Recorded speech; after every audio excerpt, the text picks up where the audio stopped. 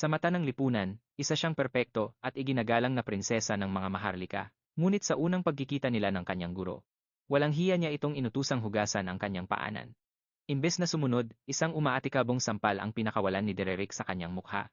May basbas na kasi ng Duke na puksain ang katigasan ng ulo ni Dila sa kahit anong paraan. Ang hawak niyang awtoridad na ito ay dahil sa kanyang estado bilang isang ganap na kabalyero. Ang nakakagulat na katotohanan, galing sa ibang dimensyon si Dererick, pero pagkagising niya rito, nahanap niya ang sarili bilang isang basahing pulubi sa lansangan. Maging ang matandang pulubi na nagturo sa kanya ng mahika ay puro daldal lang. Hindi ito isang nagkukunwaring Diyos ng mahika. Isa lamang itong hamak na one-star mage. Uhaw sa atensyon ng matanda, habang uhaw sa kaalaman si Dererick, kaya nagkasundo ang dalawa, ngunit sa loob lamang ng isang maikling taon. Naabot ng binata ang rurok na inabot ng matanda sa buong buhay nito. Imbes na matuwa, nilamon ng inggit ang guro. At pilit dinurog ang kanyang pag-asa. Hanggang 2 stars lang ang mararating mo. Nakatali sa dugong Maharlika ang mahika. Mamatay ka man sa pag-ensayo, isang malaking basura lang yan. Sa malupit na mundong ito, ang panggagway ay isang banal na karapatan ng mga dugong bughaw. Bago pa man sila lumaki, madali na nilang naabot ang 3-star rank na parang naglalaro lang. Binalot ng nakakabinging katahimikan ang gabing iyon. Hindi malinaw sa binata kung babala ba iyon o paglalabas ng pait, ngunit pagsapit ng umaga, isang malamig na bangkay na ang bumulaga sa kanya. Wasak at naliligo sa sariling dugo ang kaawa-awang matanda. Inakala noong una ni Dererick na biktima lang ng kalye ang kanyang guro. Hanggang sa lumabas ang malagim na katotohanan.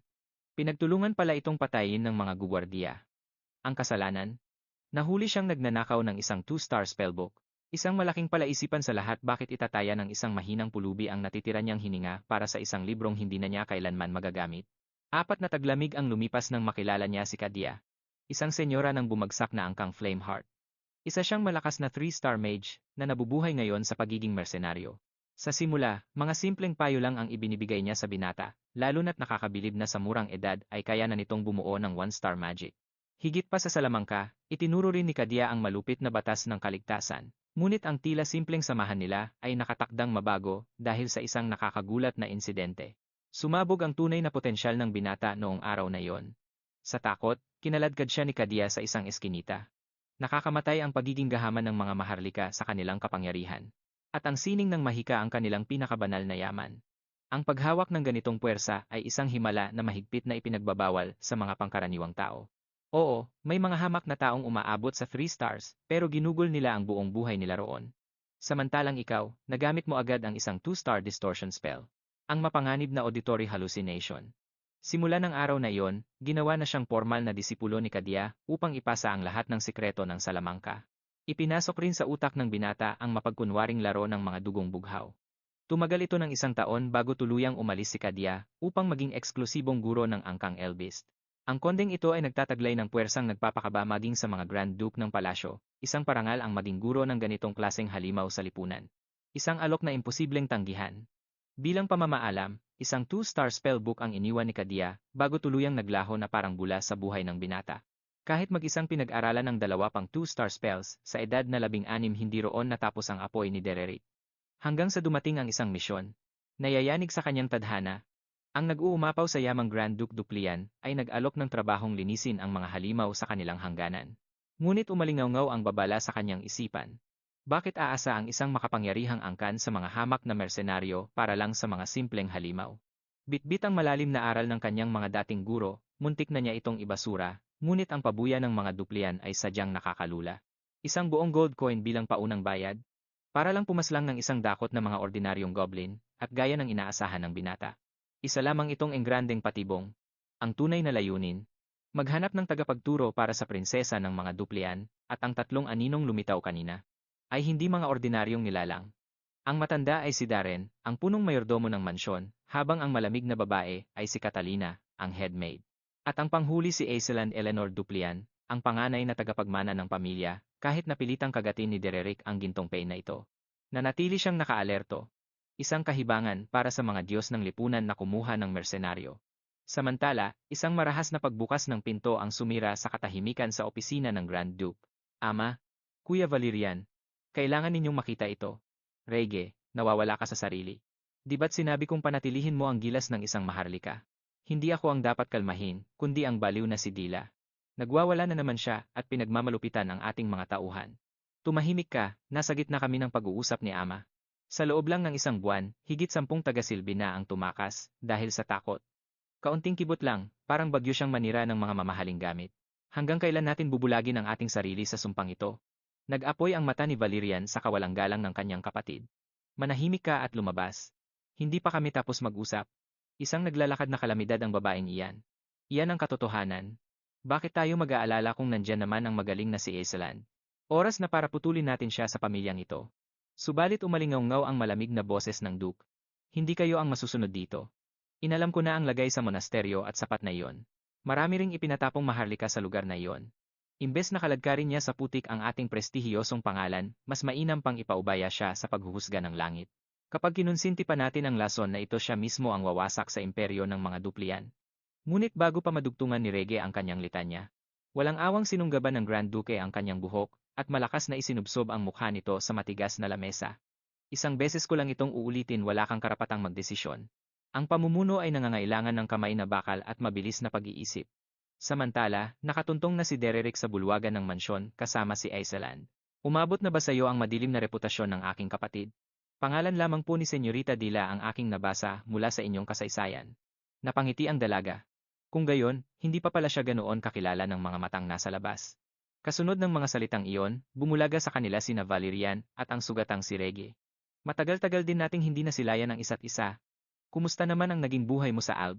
Isang malaking karangalan ang inyong pag-aalala, kuya. Payapa naman ang buhay ko roon. Nakahinga ng maluwag si Valerian. Ngunit gaya ng nakikita mo, masama ang pakiramdam ni Reg ngayon. Base pa lang sa dilim ng kanilang mga aura, halatang halata na. Isang matinding gulo na naman ang sumiklab sa mansyon. Pagkakita sa lumuluhang katulong, agad na nabasa ni Derek ang sitwasyon. Sa loob ng naglalakihang pinto, magkaharap ngayon si Grand Duke Duplian at Aiselan.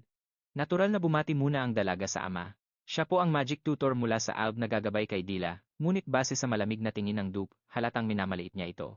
Alam kong abala kayo, kaya aalis na po ako. Subalit bago pa siya makahakbang, nag-utos ang Duke na maiwan silang dalawa ni Derek. Masyado kang bata. 16 na taong gulang pa lang.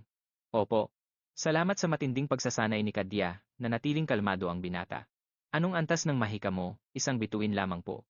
Huwag kang magsinungaling, hindi nakakatuwa ang pekeng pagpapakumbaba. Doon na pagtanto ni Derek ang sitwasyon. Sa harap ng isang mahikero na may 5 bituin, walang silbi ang pagtatago. Patawad po, kung naging arogante ako. Naiintindihan ko ang motibo mo.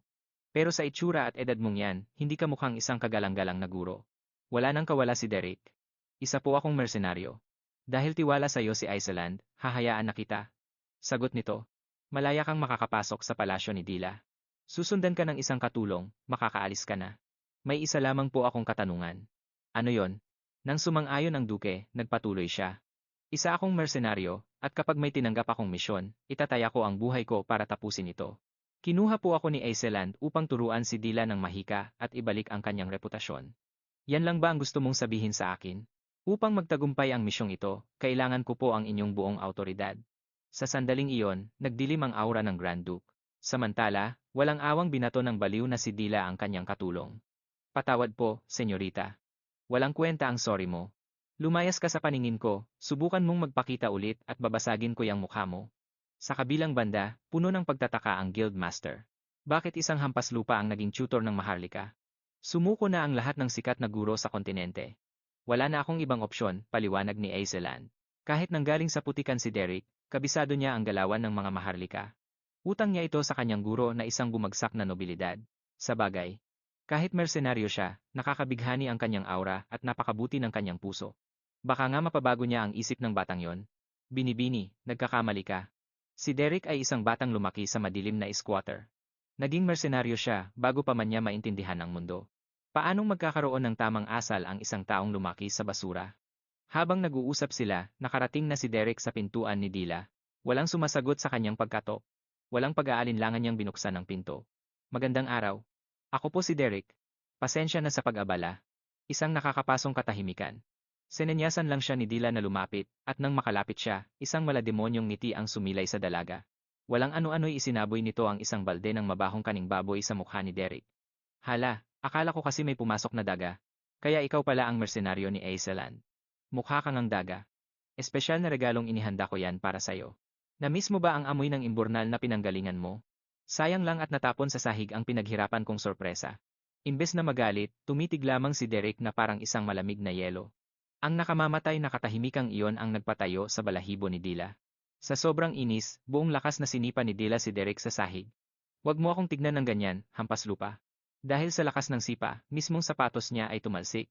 "Masyado kang mayabang, mabahong daga. Tingin mo ba talaga may maituturo kang asal sa akin?"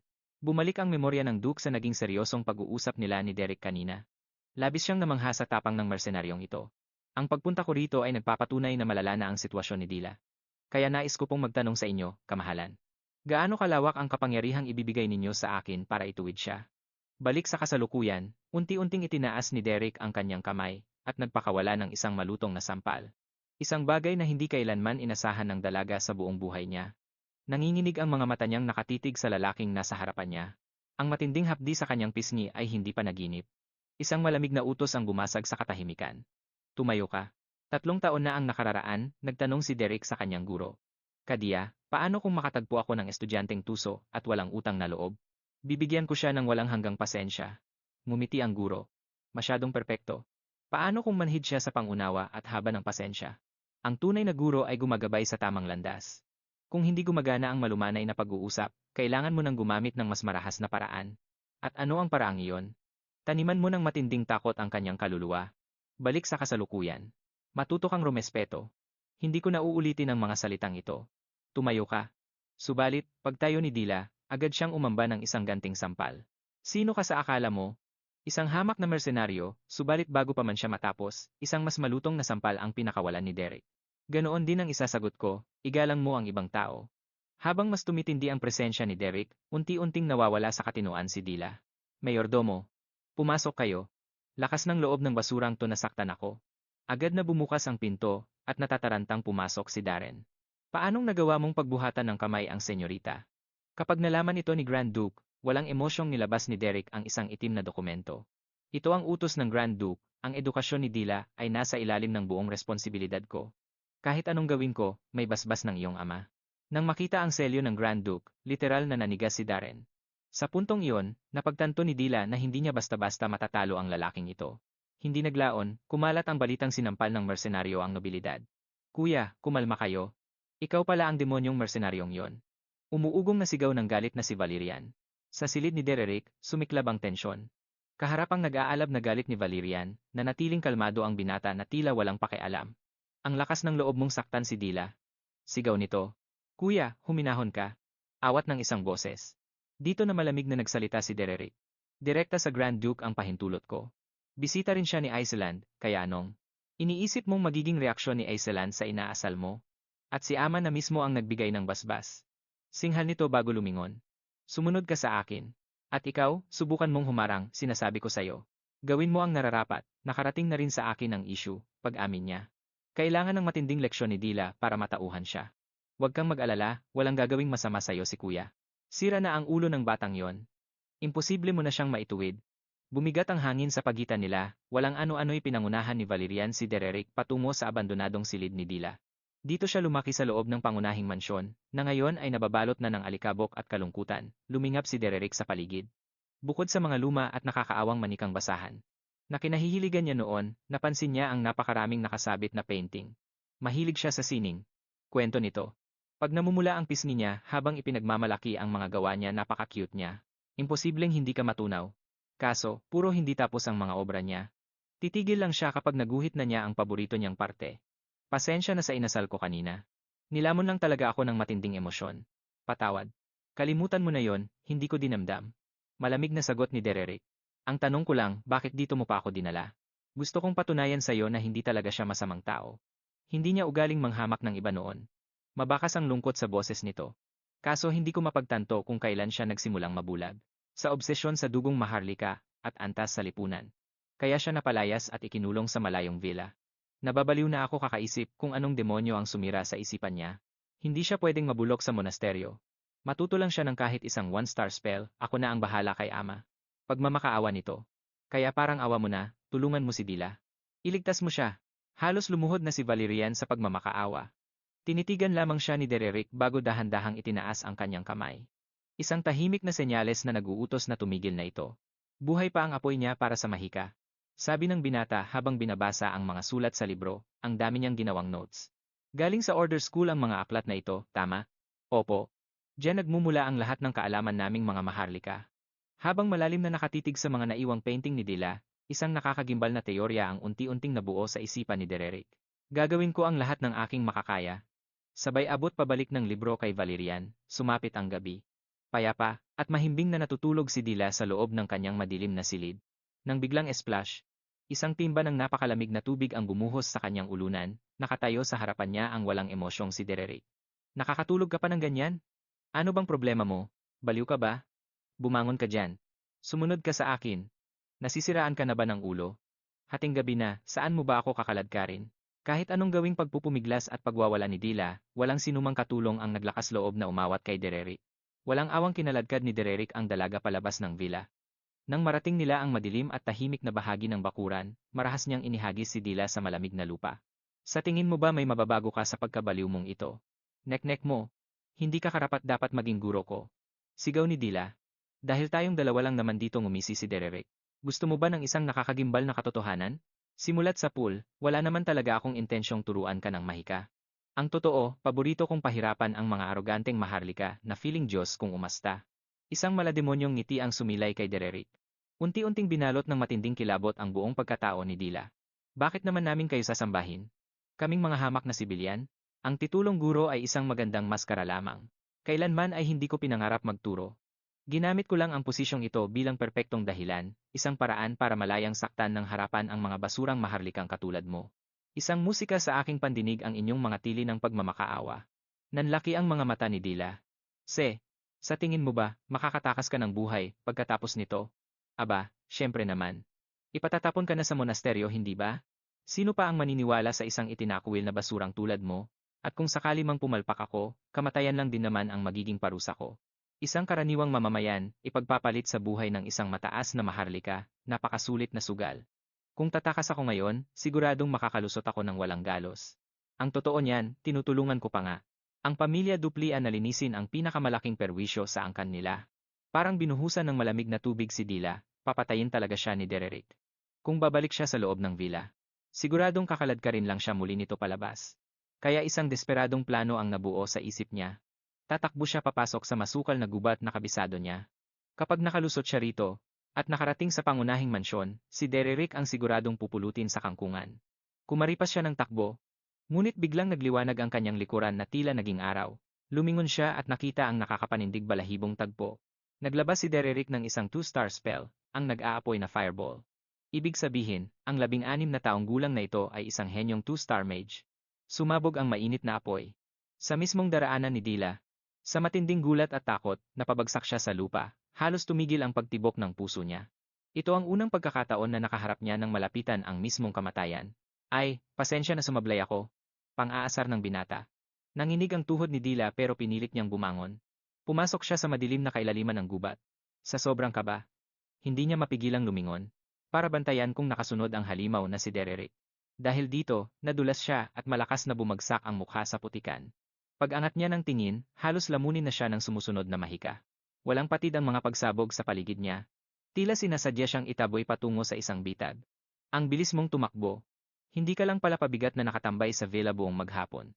Habang nagsasalita at nakangisi si Dererick, ginamit ni Dila ang maliit na pagkakataong ito para tumakas, ngunit ramdam niyang ang pag-iwas na lamang na ganito ay hindi pang matagalang solusyon.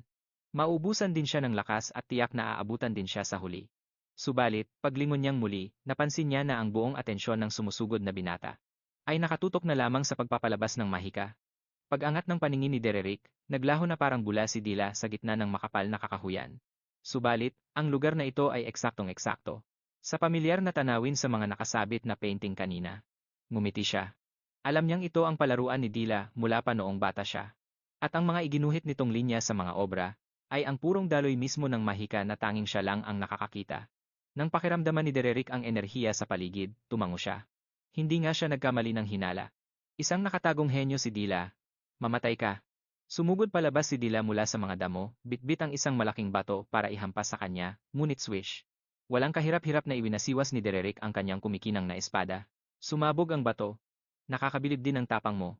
Sabi ng binata. Kahit alam mong imposibleng makatakas sa akin, naglakas loob ka pa rin gumanti ng atake. Hindi madali ang gumawa ng ganyang klaseng desisyon. Bumagsak si Dila. Matapos lamunin ng matinding pagod at takot ang kanyang isip at katawan, tuluyan na siyang nawalan ng pag-asa. Mukhang ubos na ang lakas mo. May gusto ka pa bang sabihin bago kita tapusin? Dahan-dahang humakbang palapit ang malademonyong si Dererick. Akala mo ba magmamakaawa ako sa'yo? Sigaw ni Dila. Patayin mo na lang ako. Hinding-hindi ako luluhod sa mga hamak na aliping katulad ninyo. Bakit ka ba ganyan? Kaobses sa dugong maharlika at estado sa buhay. Biglang nanginig sa sobrang galit ang buong pagkatao ni Dila. Tumulo ang luha niya. Ano pa bang meron ako bukod doon? Maliban sa walang kwentang dugong maharlika na, to may iba pa ba akong halaga? Mahika. Puro na lang kayo mahika. Lahat kayo pinipilit akong matuto niyan. Hagulgol ng dalaga sa gitna ng gubat. Akala niyo ba hindi ko pinilit? Pero wala talaga akong kakayahan. Kahit anong gawing pagdurusa ko, hindi ko magawa. Wala yatang pag-asa. Walang silbi ang sining at mahika. Bukod sa dugong maharlika, ano pa ba ang halaga ko? Kung mawawala ito, isa na lang akong basura. Kung gayon, tanggapin mo na ang iyong katapusan. Umangat ang malamig na talim ni Dererick. Pero sa halip na umiwas, matapang na sinalubong ni Dila ang kanyang mga mata. Ngunit isang himala ang nangyari. Isang matibay na harang na yelo ang pumigil sa espada, halos manigas si Dila sa gulat ang lumikha ng pader na ito ay walang iba. Kundi siya mismo. Ang babaeng itinuring na walang alam sa mahika. Sa gitna ng bingit ng kamatayan, sumabog ang nakatagong kapangyarihan sa kanyang mga kamay. Isang kahangahangang pagtatanghal, binibini. Patawarin niyo ang aking kapangahasan, hindi pa ito purong mahika, kundi isang pambihirang paggising ng natutulog mong enerhiya. Napakagaling ng iyong ginawa. Ang lahat ng galit at bighating kinimkim mo noon ay tuluyang kumawala. Base sa aking pagsusuri, dumadaloy sa iyo ang sining ng Wild School. Wild School. Order School ang tanging daan para sa mga maharlika, ngunit iisa lang ang pinagmumulan ng lahat ng mahika, nagkaiba lang ito sa malalim na pilosopiya ng pag-unawa. Ang kaluluwa mo ay nabibilang sa Wild School, binibini. Kaya naman pala hirap na hirap kang sundin ang istriktong pamamaraan ng Order School noon. Pero paano mo nabasa ang aking potensyal? Dahil sa iyong mga obra. Nakita ko kung paano mo hinigop ang enerhiya ng kalikasan at inilapat ito sa iyong sining. Karamihan sa mga henyo ng Wild School ay maagang nakakaramdam ng pulso ng kalikasan. Magpahinga na kayo, binibini. Isang malaking tagumpay ang naganap ngayong gabi. Ngunit simula pa lang ang paggising na ito. Mahaba at madugo pa ang lalakbayin mo. Bukas, sasanayin natin ang iyong kapangyarihan. Bago pa siya makalayo, pinigilan siya ni Dila. Maraming salamat. Ang obrang takipsilim mo, iyon ba ang iyong obra maestra? Alin doon? Oo, iyon ang sining na pinakapinagmamalaki ng aking kaluluwa. Ikaw pa lang ang nakakakita sa tunay na ganda ng obrang iyon. Pagsikat ng araw, determinadong sinubukan ni Dila na muling palabasin ang kanyang natutulog na aura. Ngunit tila nagtago muli ang kanyang kapangyarihan, dismayado siyang naghanap kay Dererick, ngunit sa di inaasahang pagkakataon, nakabangga niya ang isang takot na katulong. Sa sobrang kaba, nabitawan ng katulong ang palanggana. Tumilapon ang tubig sa mamahaling palda ni Dila. Namutla ang alipin na tila nakakita ng kamatayan. Patawad po, binibining Dila. Kung ang dating malupit na Dila ito, siguradong may buhay na magbubuwis. Patawad po. Alam kong karapat-dapat ako sa matinding parusa. Maawa po kayo. Ngunit laking gulat ng lahat nang manatiling kalmado si Dila. Walang halong galit, tanging malamig na tinig ang umalingaunggaw, mag-ingat ka na lang sa susunod. Parang naging estatwa ang katulong sa sobrang gulat. Ganoon lang kasimple. Tinalikuran lang siya ng binibini. Ayos ka lang ba? Hindi ka ba niya sinaktan o pinarusahan? Ligtas ako. Tila nagbago ang ihip ng hangin pagkatapos ng kanyang paglalakbay kagabi. Samantala, himbing na himbing pa rin ang napagod na si Dererick. Ngunit mabilis na binasag ni Dila ang kanyang kapayapaan. Napakalakas ng kalampag sa pinto. Binibini, maawa naman kayo. Kay aga-aga ay nanggugulo kayo ng nagpapahinga. Ituro mo sa akin ang tamang pagkontrol sa aura ko. Kanina ko pa sinusubukan ngunit bigo ako. Muntik nang malaglag ang panga ni Darren sa kanyang narinig. Isang araw. Napalabas ni Dererick ang tagong mahika ng binibini sa loob lang ng isang gabi, hindi ba nagbitiw ka ng salita? Turuan mo na ako ngayon din. Bumalik ka mamayang hapon. Walang alinlangan na isinara ni Dererick ang pinto sa mukha niya. Bago pa man makapagdiwang si Darren, nakita niya ang nagbabagang inis ng binibini. Kilala mo ba kung sino ang pinagsasarhan mo? Wala kang karapatang utusan ako. Buksan mo ito at simulan natin ang ensayo. Ngunit nanatiling bini ang loob ng kwarto. Mas pinili ni Dererick ang higaan kaysa harapin siya. Kumalat ang tsismis sa mansyon, himala. Walang pinarusahan si binibining Dila kahit nabasa pa ang kanyang palda kanina. At ang pinakamatindi, nagising na raw ng binibini ang kanyang kapangyarihan. Posible ba iyon? Kahapon lang dumating ang kanyang guro. Halos mapatid ang hininga ni Regis sa narinig. Totoo ba ang sinasabi niyo? Agad itong nakarating kay Grand Duke at Rege sa pamamagitan ni Valerian, sumiklab na ang mahika ni Dila. Kumpirmado po ito ng ating mga tauhan, Ama. Natigilan sa pagpirma ng mga dokumento si Grand Duke Duplian. Isang magandang balita iyan, ngunit panimulang hakbang pa lamang ang paggising sa kanyang potensyal. Ama, huwag tayong masyadong umasa. Rege, kung hindi mo kayang maging masaya para sa pag-usbong ng lakas ng kapatid mo, mas mabuti pang manahimik ka na lang. Nakabaon na ba sa limot ang kanyang mga kasalanan, ang itigil ang pagpapatapon sa kanya sa monasteryo dahil lang sa maliit na tagumpay na ito ay isang malaking kahangalan? Habang nagpapalitan ng matatalim na salita ang magkapatid na natiling bato ang Grand Duke, muli niyang hinawakan ang pluma. Kinahapunan, sinadya ni Dererick ang kwarto ni Dila. Naabutan niya itong nakasimangot sa gilid ng higaan. Umaarte ka ba na parang bata, hindi ako nag-iinarte. Umaapaw ang galit ko sa iyo. Kahit mag-alboroto ka pa, walang magbabago. Sinabi ng galit ako. Galit man o inis, walang makakapagpabago sa aking desisyon. May tamang oras para sa lahat ng bagay. Sumabog na ang pasensya ni Dila. Hindi nga ako nag-iinarte, galit ako sa iyo. Ngunit nang salubungin niya ang seryoso at mapupulang mata ni Dererick, tila naputol ang kanyang dila. Mabilis niyang iniwas ang kanyang paningin. Bahala ka, isipin mo na ang gusto mong isipin. Kagigising lang ng aura mo, sinusunog mo na agad ang iyong enerhiya. Ubusin mo iyan at bibigay ang katawan mo. Salita iyan ng isang bihasa. Ang tunay na lakas ay nasa balanse. Dahil kalmado ka na, umpisahan na natin. Napakawalang kwenta naman nitong magturo. Gusto mo ba ng mas madugong pamamaraan ng pagsasanay? Agad na nanlamig si Dila nang maalala ang mapanganib na nangyari kagabi. Epektibo nga, pero muntik nang matapos ang buhay niya sa kamay nito. Napaayos ng upo ang binibini sa takot. Huwag na lang pala. Ngayon, pag-aaralan natin ang daloy ng mana. Kapag nakontrol mo ang daloy nito, kayang-kaya mo nang dominahin ang unang antas ng mahika. Walang pamantayan ang Wild School, kaya mas mahahasa ka kung ikaw mismo ang tutuklas nito. Hindi ito nakakulong sa mga batas, tulad ng Order School. Kung tutuusin, nakatadhana talaga sa iyong kaluluwa ang ligaw na sining na ito, binibini. Anong ibig mong ipahiwatig? Sa madaling salita, ang tigas ng ulo mo ay perpekto para sa Wild School, at dahil dumadaloy ang dugong duplian sa iyo, hindi matatawaran ang iyong talento. Tila kumislap ang pag-asa sa mga mata ng binibini. Ibig sabihin napakagaling ko, oo. Ang makabuo ng perpektong yelo sa unang pagising pa lamang ay isang pambihirang lakas. Ibig sabihin, isa akong henyo. Magkaiba ang may natural na talento sa isang tunay na henyo. Pareho lang naman iyon, hindi. Sige na nga. Habang abala sila sa matinding pagsasanay, walang may alam na nagmamasid ang mga mata ni Rege mula sa anino ng bintana. Mababakas sa mukha nito ang umaapaw na pagkamuhi sa biglaang paglakas ng kanyang kapatid. Lumipas ang mga araw na walang mintis na hinahasa ni Dila ang kanyang kakayahan. Dererick, umaapaw na ang mahika ko, pero hindi ko pa rin ito makontrol ng buo. Derek, tingnan mo ang direksyon na ito. Isang nagyayelong enerhiya ang dumadaloy sa mga kamay ko, pero may kulang. Nararamdaman ko na ang paggising ng mahika. Kakaiba ang kapangyarihang ito. Derek, kanina pa kita hinahanap. Bakit ka nandito sa labas? Hindi ba't inutos ko na huwag kang aalis sa aking villa? Iniisip mo bang ipinagkatiwala ng Grand Duke ang sagradong spellbook para lang maglaro ka? Totoo. Binigyan niya ako ng kalayaang aralin ang anumang mahika rito, anumang oras. Ano ba talaga ang motibo mo? Napapasunod ko na ang mana flow gaya ng itinuro mo. Bilis, suriin mo ang sirkulasyon ng aking enerhiya. Sa ilalim ng gabi, bakas ang seryosong aura ni Valerian sa kanyang silid. Nabalitaan kong hinahanap mo ako, mabuti at nandito ka na. Maupo ka. Kamusta ang pag-unlad ng aking kapatid na si Dila? Mabilis siyang matuto, ngunit malayo pa bago niya maabot ang 1-star magic level. Ganoon ba? Sa susunod na linggo, babalik na si Ina mula sa asambleya ng mga maharlika. Tandaan mo ang babala ko. Matalas ang pakiramdam niya. Mabait man sa iyo ang mga tao rito ngayon, nananatiling mababa ang tingin ng mga noble sa mga commoner na nasa mataas na posisyon. Naiintindihan mo ba ang panganib, Derek? Mag-iingat po ako. Ito ba ang sadya mo? Bilang tagapagmana at susunod na pinuno ng tanyag na pamilya Duplian, tungkulin kong protektahan ang bawat miyembro ng pamilyang ito. Dapat akong maging tapat sa kanila, isang mabigat na pasanin ito, dahil napakasalimuot, intindihin ang puso ng isang tao. Sana ay iisa na lang ang ating mga hangarin, ngunit malupit ang realidad. Diretsuhin mo na ako. Ang aking pinakamamahal at cute na kapatid na si Dila, iniiwasan na ako. Bumakas ang pagkalito sa mukha ng kalmadong si Derek. Alam mo ba, sariwa pa sa alaala ko noong mga bata pa kami. Lagi siyang masayang tumatakbo sa aking mga bisig. May higit pa ba sa? Bakit sa akin mo iyan tinatanong? Hindi ba't ikaw ang paboritong kuya ni Dila?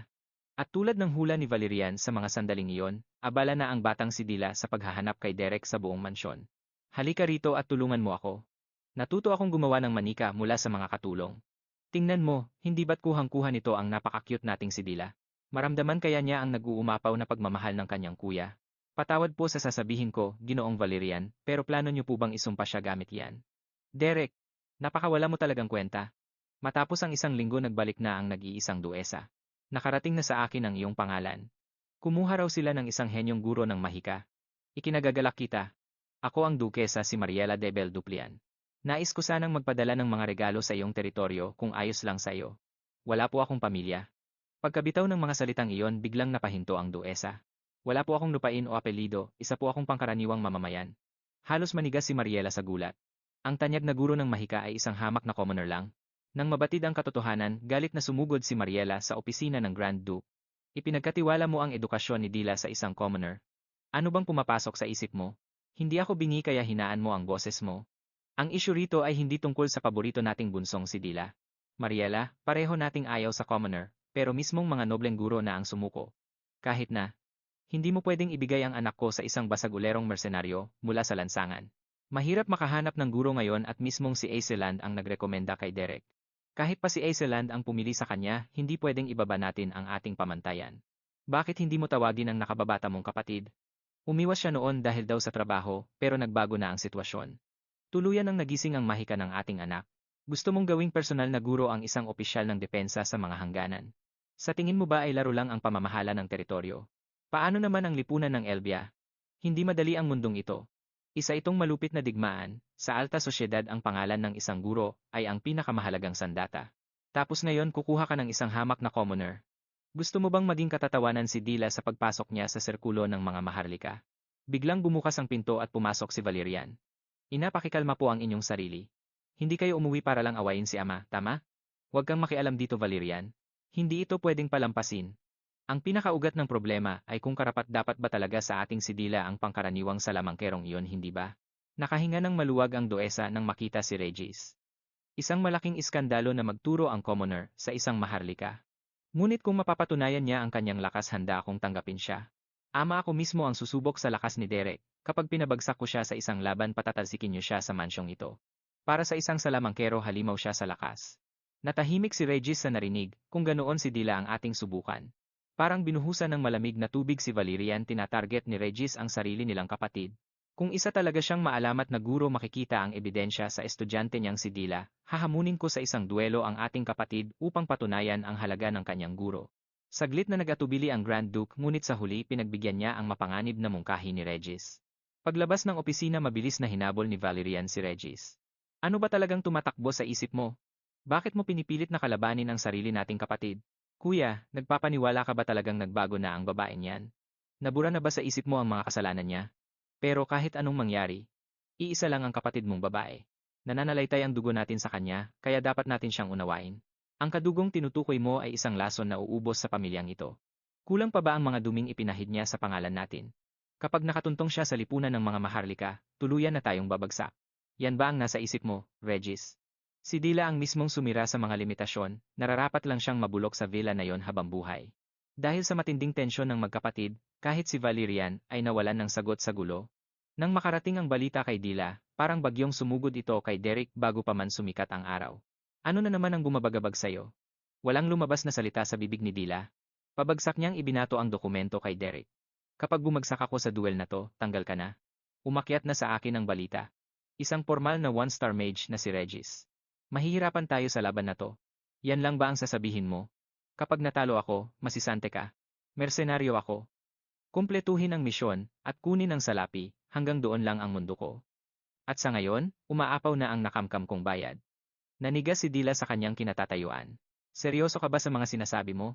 Sa isang iglap, naglaho ang isang linggo, at ngayon, dumating na ang pinakahihintay na madugong tapatan ni Dila at Regis. Maliban sa nag-iisang si Aiseland, buong angkan ng Duplian ang nagtipon para manood. Nang lumitaw ang Grand Duke, nagbigay ng formal na paggalang si Derek. Sa kabila ng tensyon, walang bahid ng takot sa mukha ni Derek. Napagtanto ng Grand Duke na nag-uumapaw ang kumpiyansa ng mersenaryong ito. Para sa Grand Duke, ang lamig ng emosyon ni Derek sa gitna ng gulo ay patunay na maling desisyon ang tanggalin ito agad. Ngunit ang hindi nila alam, sa nag-aapoy na dibdib ni Regis, ang duel na ito ay hindi simpleng laro lang, siya. Gusto ni Regis na gawing entablado ito para ganap na durugin ang kapatid. Isang sumpa ang binitawan niya sa sarili na pagbabayarin niya si Dila ng dugo at luha sa nakaraan, at ipapalasap sa kanya ang walang hanggang pagsisisi. Sa kabilang banda, kahit baguhan si Dila sa arena, nagliliyab ang matinding determinasyon sa kanyang mga mata. Bumalik ang alaala ng isang hapon kasama si Derek. Kaya labas doon, wala ka nang pakialam sa mangyayari. Miss, ramdam mo dapat ang pagbabago. Ang pagdaloy ng mahika mo ay papunta na sa rurok nito. Kahit hindi mo pa kaya ang one-star magic na yon, sa takdang panahon, maaabot mo rin ito, lalo pat matapang na dugong duplian ang dumadaloy sa'yo. Bakit mo ba binibitawan ang mga salitang yan? Tulad ng sinabi ko noon, ang Wild School ay para sa mga malalayang kaluluwa. Parang bombang sumabog ang kaba sa dibdib ni Dila at namula ang kanyang mga mata.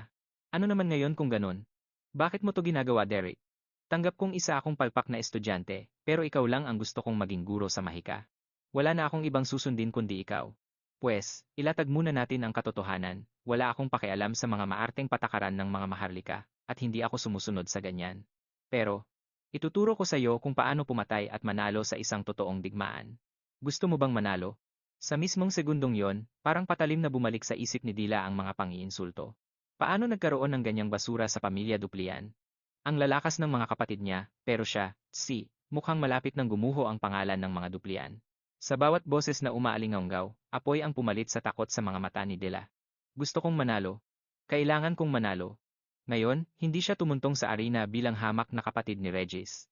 Nakatayo siya doon bilang disipulo ni Derek, isang tunay at mapanganib na mage. Masamang tinitigan ni Regis ang pag-akyat ng kapatid, habang isang nakakasulasok na inis ang kumulo sa kanyang dugo. Desperado ba talaga siyang magwagi? Nang magsalubong ang nag-aapoy nilang mga mata, bumasag sa katahimikan ang boses ng tagahatol. Lumugar na ang dalawang panig at ihanda ang mga sarili. Ang duelong ito ay nasa ilalim ng Advanced Mage Rules ng Kaelen Salon. Kung sino man ang unang makabasag sa protective seal ni General Pelham, siya ang luluhod sa pagkatalo. Ihanda ang mga sarili. Simulan ang madugong tapatan. Ang protective seal ni General Pelham ay isang selyong kusang aaktibo bago pa man mawasak ang katawan ng may suot, at dudurog sa atake ng kalaban. Akala ko pa naman masisilayan ko ang tunay na bangis ng mga maharlika, ginagawa lang pala nilang dekorasyon ang mga alahas na yan. Mga nag-uumapaw sa yaman pero kulang sa tapang. 10 minuto lang ang ibibigay niyan. Siguradong tatapusin ni Regis ang laban bago pa maglaho ang oras. Hinding-hindi niya lulunukin ang isang simpleng tabla, kaya todo bigay ang kanyang aura sa sagupaang ito. Pagpatak pa lang ng oras, sumabog na ang kanyang mahika at nagsimulang umusal ng spell. Ngunit habang bumubuo ng atake si Regis, parang estatwang nanatili si Dila at nagbigay ng isang nakakapangilabot na titig. Sa labanan ng mga mages, bilis ng pagcast ang batas. Sa palitan ng atake, kung sino ang naunang sumambit, siya ang bathala ng arena, at para tapusin ang isang tulad ni Dila, isang one-star spell lang ang kailangan. Paalam, panahon na para bumalik ka sa lungga mo. Kasabay ng huling salita, isang one-star wind blade ang pumunit sa hangin at malupit na sumugod patungo kay Dila. Sa utak ni Regis, walang kawala ang pagong na si Dila. Nababasa na niya ang mangyayari, aaktibo agad ang protective seal nito. Luluhod si Dila sa kahihiyan, matatalo, at mabubulok sa villa. Pero ang binulag na si Regis ay may hindi napansin ang babaeng tinawag niyang basura, ay nikatiting na takot ay hindi nagpakita. Sa isang kisap mata, yumuko si Dila at dumahish patungo sa gilid isang nakakapasong bilis at liksi na bumulaga sa buong arena. Ang halimaw na liksing iyon ay sumira sa ilusyon ni Regis. Huwag mong isiping tatakas ka, nagnalit ang mga ngipin ni Regis, at marahas na pinilipit ang mahika niya para habulin si Dila. Tulad ng isang gutom na aso, hinabol ng windblade si Dila, akala ni Regis, bibigay din ang resistensya ng isang babaeng nakatalilang sa villa buong buhay niya.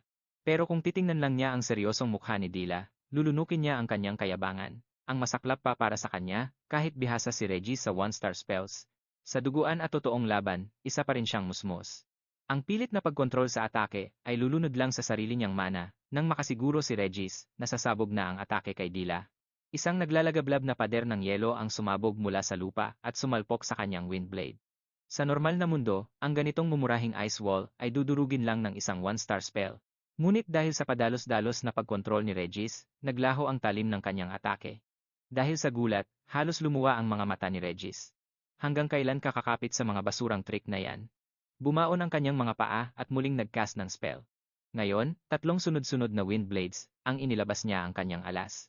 Dahil nag-aastang daga si Dila, kukulungin niya ito sa bawat sulok, at tiyak ni Regis na hindi kayang tapatan ng yelo ni Dila ang malupit na bagyong ito. Itanim mo to sa utak mo, Miss Dila.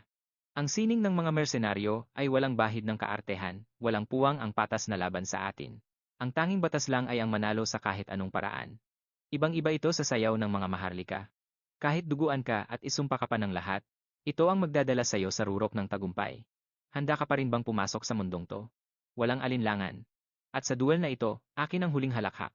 Pinaliyab ni Dila ang mga aral ng kanyang guro. Binasa niya ang galaw ng kalaban bago nagpalabas ng napakalamig na aura para bumuo ng mga naglalakihang haligi ng yelo. Ginamit niya itong panangga habang mabilis na kumikilos. Halimaw sa lakas si Reg, ngunit may isang matinding pilosopiya si Derek na nag-aapoy ngayon sa isipan ng dalaga. Ang tunay na labanan ay hindi laro ng mga bata. Kahit gaano kalakas ang kalaban, ang mga sanay sa patayan ay laging may alas para baliktarin ang mismong tadhana. Tumpak ang kutob ng kanyang guro. Walang alam si Reg sa totoong digmaan.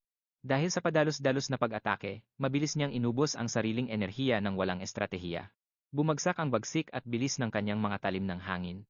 Ito ang naging butas para parang aninong makaiwas ang dalaga mula sa mga sunod-sunod na mapanganib na atake. Sa batas ng digmaan, dapat mong dominahin ang buong paligid. Gamitin ang lahat ng alas na meron ka, at huwag mag-atubiling gumawa ng maduduming taktika para makamit ang tagumpay. Ipakita mong mahina ka para maging mayabang ang kalaban, saka mo sila wasakin. Nang makitang wala ng lusot, agad na nagtayo ng napakakapal na pader ng yelo ang dalaga bilang depensa. Ngunit baguhan pa lang ang kanyang kapangyarihan, at mabilis nang nauubos ang kanyang lakas. Sa kalagitnaan ng tensyon, umalingaw-ngaw ang mayabang na sigaw ng kalaban, tapos na ang laro. Nanlaki ang mga mata ng dalaga nang lumingon siya, isang patalim ng hangin ang traidor na nakalusot sa kanyang blind spot at malupit na umatake mula sa kanyang likuran. Sumabog ang malakas na atake, at binalot ng makapal na usok ang buong arena.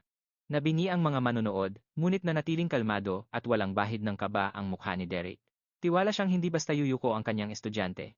Sa kabilang banda, halos mabaliw na si Mariela sa sobrang pag-aalala habang sumisigaw, "Anong ginagawa niyo at nakatunganga lang kayo riyan? Itigil na ang kabaliwang ito. Ibalik niyo rito si Dila." Ngunit umalingaw-ngaw ang malamig na boses ng Grand Duke. "Magsiupo kayong lahat. Hindi pa tapos ang labanan. Nababaliw na ba kayo?" Malinaw na tinamaan siya ng mahika.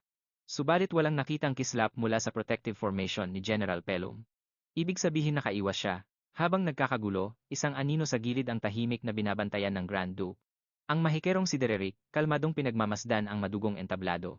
Walang kurap ang mga mata nito, tila hawak na sa palad ang kapalaran ng laban.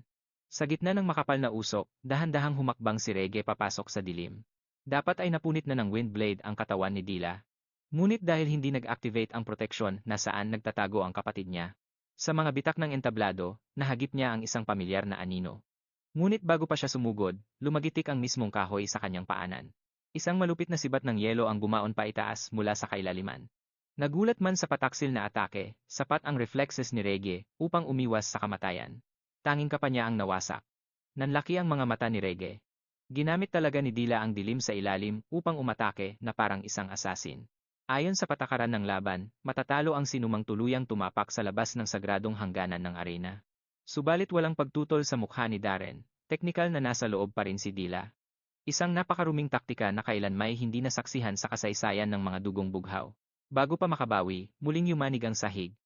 Nag-alab ang pandaman ni Rege, mabilis na tinakasan ang pangalawang halimaw na yelo na gustong tumuhog sa kanya. Subalit hindi doon nagtatapos ang bangungot. Tatlo pang naglalakihang sibat ng yelo ang halos sabay-sabay na bumulusok sa kanyang paligid. Bawat atake ay uhaw sa dugo at nakalak mismo sa kanyang pwesto. Imposibleng hulaan ang galaw sa dilim, isang maling hakbang at siguradong tapos ang laban. Tinapon na ni Dila ang dangal ng isang maharlika. Dito, tuluyang nakasalubong ni Reg ang malamig na tingin ng kanyang kapatid sa ilalim ng sahig. Tumayo ang balahibo niya sa paningin nito. Walang awa, walang emosyon, parang isang halimaw sa dilim. Imposibleng iyon ang mga inosenteng mata ng kapatid niya. Ngunit isang nakakakilabot na memorya ang pumasok. Ang mercenaryong si Derek, yun ang parehong patay na mga mata nito, nang hawakan siya sa leeg ni Valerian. Parang kidlat na tumama ang katotohanan kay Rege ang walang awang istilong ito ay kinopya mismo sa malupit na mahikerong iyon. Kung iyon ang laro, tatapusin niya. Itinapon ni Rege ang huwad na dangal at buong lakas na pinunit ang abalang kapa sa kanyang likuran. Kung kailangang maging demonyo para manalo, sasabayan niya ito. Sa unang pagkakataon, tuluyang nilamon ng instinct sa laban ng Pino at formal na pagkatao ng prinsipe. Kasuklam-suklam. Bakit nagiging daga sa ilalim ang anak ko? Puno ng dumirian, utang na loob, itigil niyo na ang kahibangang ito. Valid ang taktika niya, tapusin niyo ang panonood. Bilang isang veterano ng mga madugong digmaan, pader ng yelo ang ekspresyon ng dakilang Grand Duke Duplian. Sa gitna ng kaguluhan, nanatili siyang tahimik na nagmamasid.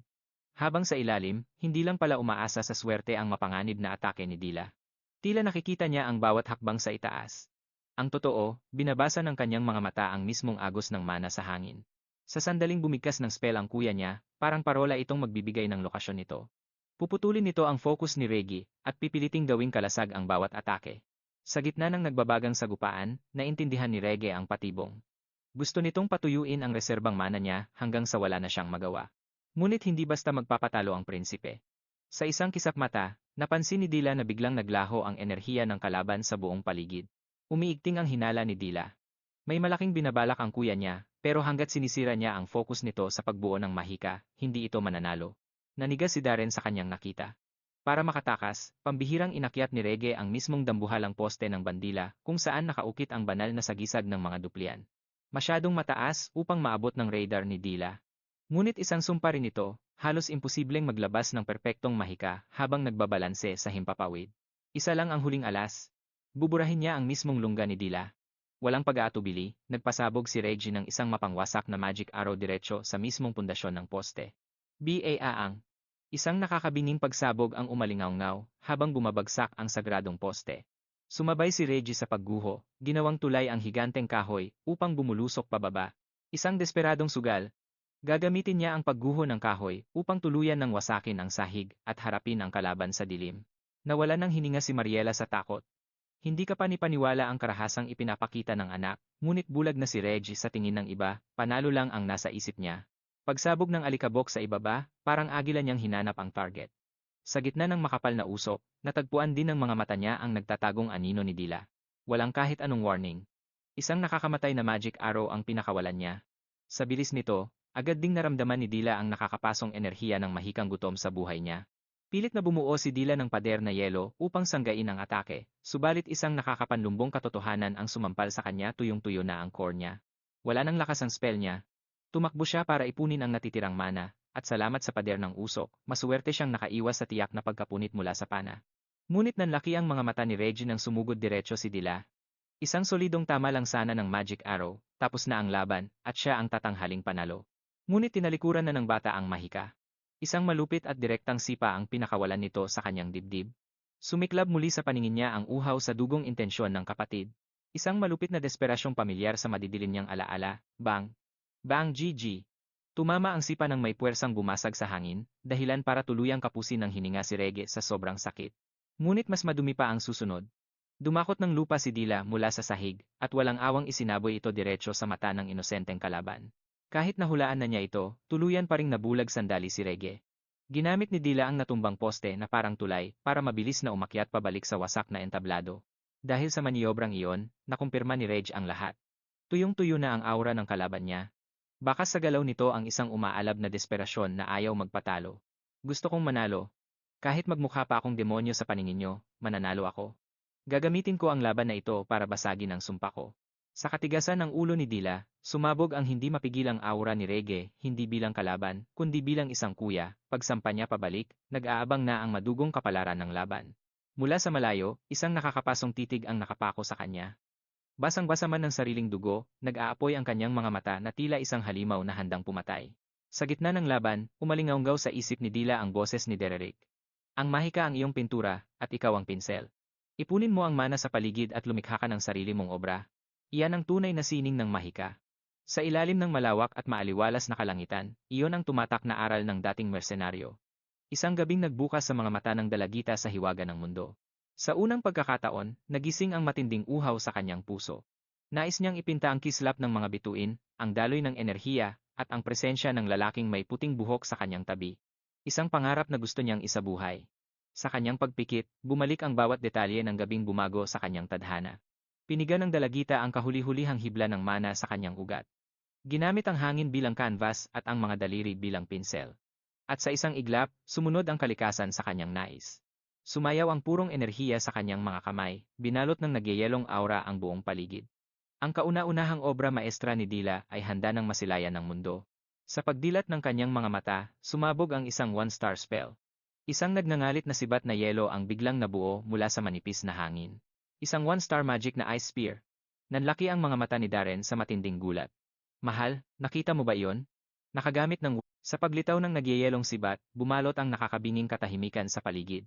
Walang sinuman ang nagtangkang pumigil, habang si Reggie ay naghanda upang ibigay ang kanyang buong respeto bilang kalaban. Hindi na siya nag-alinlangan pa. Sa isang kumpas, bumuo si Reggie ng nagliliwanag na mga magic arrow. Kahit nakapukaw pa si Dila ng one-star spell, tiwala pa rin siyang hindi na magbabago ang kapalaran. Nang madugong labanang ito, nang tuluyang mabuo ang Ice Spear, walang pag-aatubiling inihagis ito ni Dila patungo sa kapatid. At bilang tugon, pinakawalan ni Reggie ang ulan ng mga nakamamatay na pana. Walang awang nagbanggaan ang dalawang one-star spell sa gitna ng arena. Isang nakakabinging pagsabog ang umalingaunggaw, na yumanig sa buong paligid sa lakas ng impact. Agad na nilamon ng makapal na usok at alikabok ang buong entablado. Sa mga sandaling iyon, tanging panginginig at matinding takot para sa bunsong anak ang naramdaman ni Mariela. Nang unti-unting mahawi ang usok, umilaw ang defensive barrier ng arena ang hudyat na tapos na ang madugong paglalaban. Parehong isinugal ni Nadila at Reggie ang lahat ng kanilang lakas.